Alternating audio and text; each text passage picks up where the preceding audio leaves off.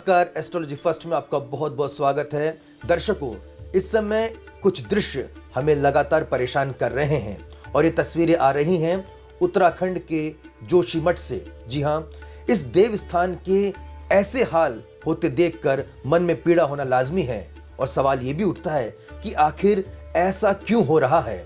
आखिर जोशीमठ जैसे पवित्र स्थान की ऐसी दुर्दशा क्यों हो रही है। चिंता की लकीरों के बीच हम ज्योतिषीय आंकलन जानने की कोशिश करेंगे कि आखिर इन सब घटनाओं के पीछे वजह क्या है। तो बिना कोई देरी करे चर्चा करते हैं प्रसिद्ध ज्योतिषाचार्य आचार्य राजेश जी से। आचार्य जी, आपको बहुत बहुत स्वागत है। धन्यवाद। आचार्य जी, ये जो तस्वीरें आ रही हैं हैरान तो करती हैं, साथ ही साथ दुख भी पहुंचाते हैं कि आखिर इतना पवित्र देव स्थल का ऐसे हाल क्यों हो रहे हैं। क्या कहती है ज्योतिषीय गणना आपकी? ज्योतिषी गणना देखो, एक पवित्र स्थल की हम बात करें तो जोशीमठ की बात कर रहे हैं, है ना। बाकी जो पवित्र स्थल हैं वहाँ की भी यदि स्थिति देखते हैं तो वो भी चिंताजनक ही थी। महाप्रभु वल्लभाचार्य जी का एक ग्रंथ है कृष्णाश्रय। उस ग्रंथ में बड़ा मतलब एक लाइन बड़ी, वैसे तो पूरा जो कृष्णाश्रय स्रोत है वो बहुत ही अच्छा है, परंतु उसमें एक लाइन है, तिरोहितार्थ देवेषु कृष्ण एवं गतिर्भूः। देवों ने अपना स्वरूप छिपा लिया है, भगवान आप ही मेरे रक्षक हैं, ये उन्होंने कहा है। ये बात बिल्कुल सही है कि 12वीं शताब्दी से लेकर 2000 तक इन देवों ने अपना स्वरूप छिपाया हुआ था। अब 2012 से जब ब्रह्म सदी शुरू हुई है तब ये सब अपने अपने स्वरूप को वापस प्राप्त हो रहे हैं। जैसे आपने देखा अयोध्या, अभी अयोध्या वापस अपने मूल स्वरूप में आई। आपने बनारस देखा, बनारस वापस अपने मूल स्वरूप में आया।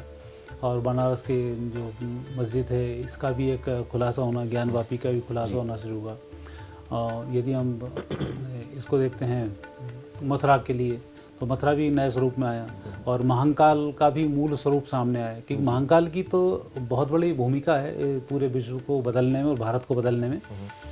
शास्त्रों में, शिव पुराण में भी और भविष्य पुराण में भी इसका उल्लेख आता है कि जब वो महाकाल का वापस मूल स्वरूप में आने शुरू होंगे तब कुछ परिस्थिति बदलेगी।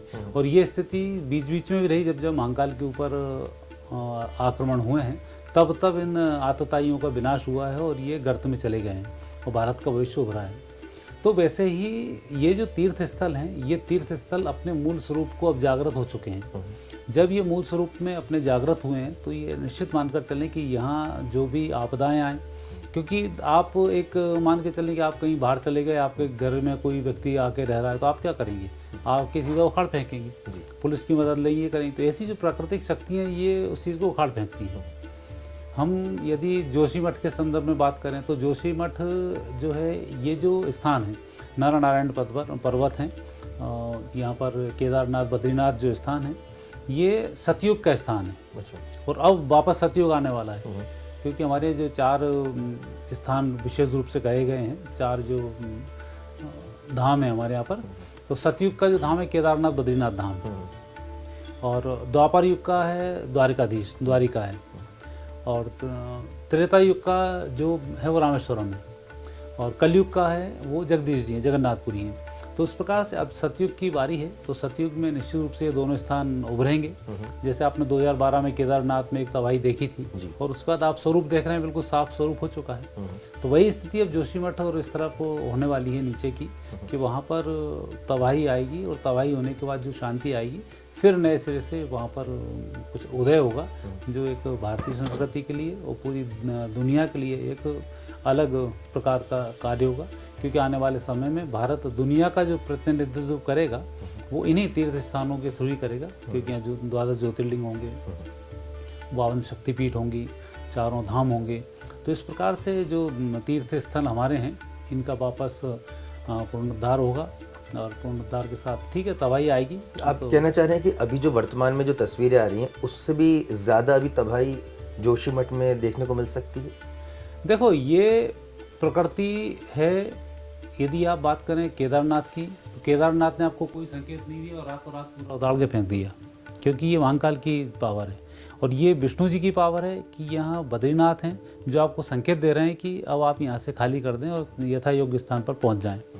क्योंकि ये वो स्थान है देवभूमि, इसको यूं ही नहीं कहा जाता। एक तो भारत की जितनी भी पुरानी नाम बदल दिए गए और नाम रखे भी हैं, तो लोग इतना मूर्ख समझते हैं कि देवभूमि मतलब हाँ ठीक है होगा, हम कुछ भी कर सकते हैं। वहाँ पर कई पेड़ पौधे के रूप में कई ऋषि विराजमान हैं।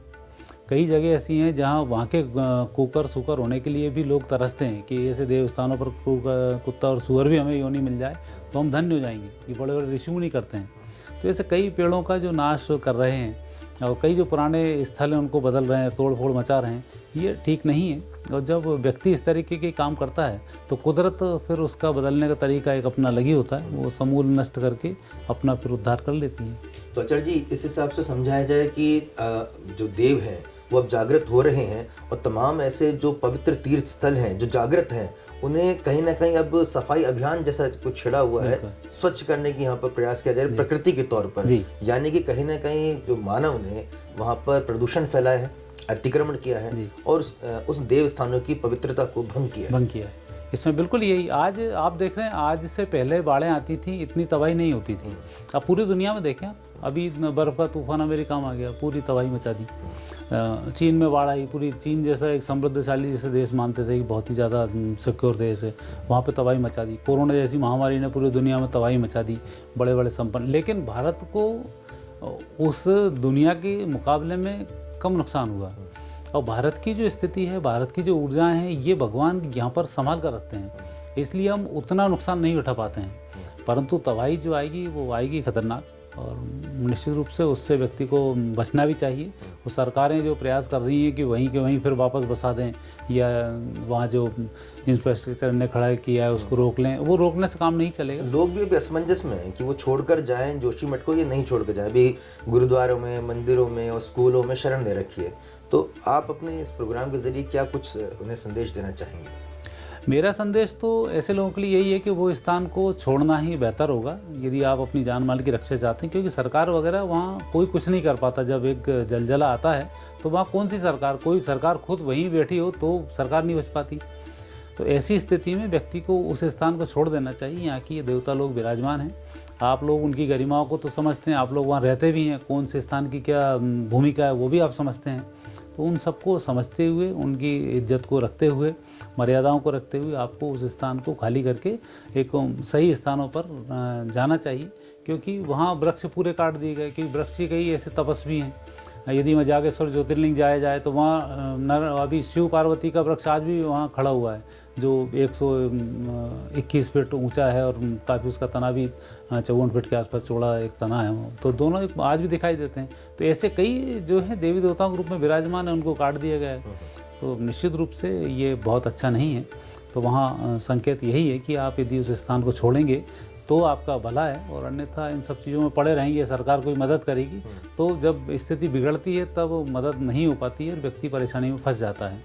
तो उस स्थान में भलाई यही है कि हम उसकी मर्यादाओं को ध्यान में रखें और अपनी व्यवस्थाएं खुद कर लें, ज़्यादा अच्छा होगा। एक अंतिम प्रश्न और लेना चाहूँगा आचार्य जी कि ये जो आप संकेत यहाँ पे साफ तौर पर बता रहे हैं कि अब वहाँ पे खाली करने में ही भलाई उस जगह को, तो आने वाले दिनों में जोशीमठ का स्वरूप क्या होगा? क्योंकि वो एक बड़ा ही पर्यटन स्थल भी है, तीर्थ स्थल भी है, तो क्या पूरी तरह से वहाँ वो जनसंख्या विहीन हो जाएगा?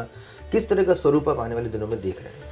देखो, पर्यटन के मामले में हम और हमारी सरकार एक बहुत बड़ी गलती कर रही है।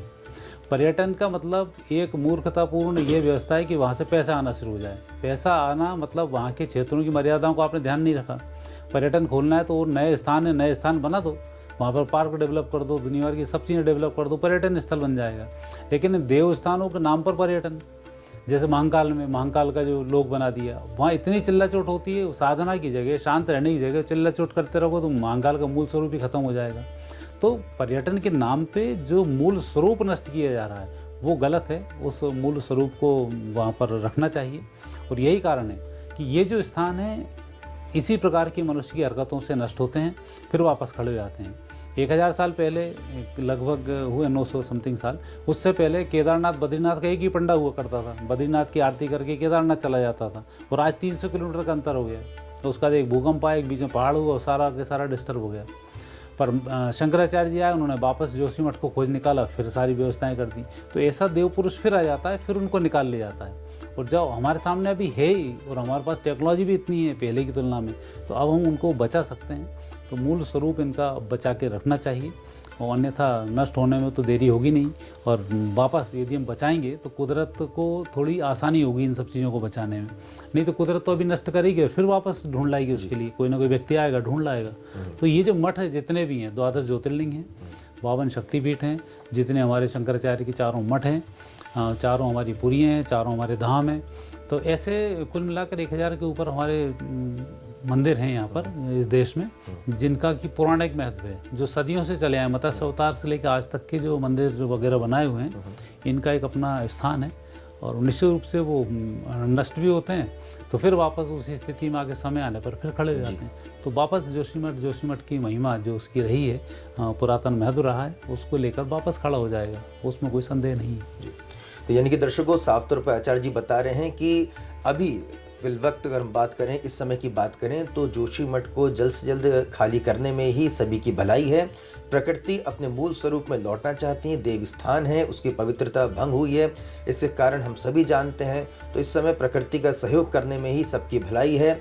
और कुछ समय बाद एक बार फिर जब पुनः जोशीमठ अपने प्राकृतिक और मूल स्वरूप में वापस लौटेगा, तो निश्चित तौर पर उस समय हम सभी को ज्ञात होगा कि ऐसा क्यों हुआ और उसके पीछे ईश्वर का बड़ा संदेश क्या था। आचार्य जी, आपने समय रहते लोगों को जागरूक किया, सतर्क किया, आगाह किया, इसके लिए आपका बहुत बहुत धन्यवाद। आपकी ज्योतिषीय गणना के वजह से हमें लगता है कि हमारे जो काफ़ी दर्शक हैं, उनके प्रश्नों का भी उत्तर मिला होगा, उनकी जिज्ञासा शांत हुई होगी, और आगे की दिशा क्या करनी चाहिए वो भी उनको समझ में आएगा। आपका एक बार पुनः बहुत बहुत धन्यवाद। धन्यवाद जी।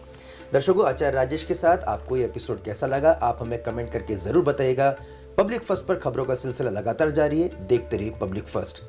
नमस्कार।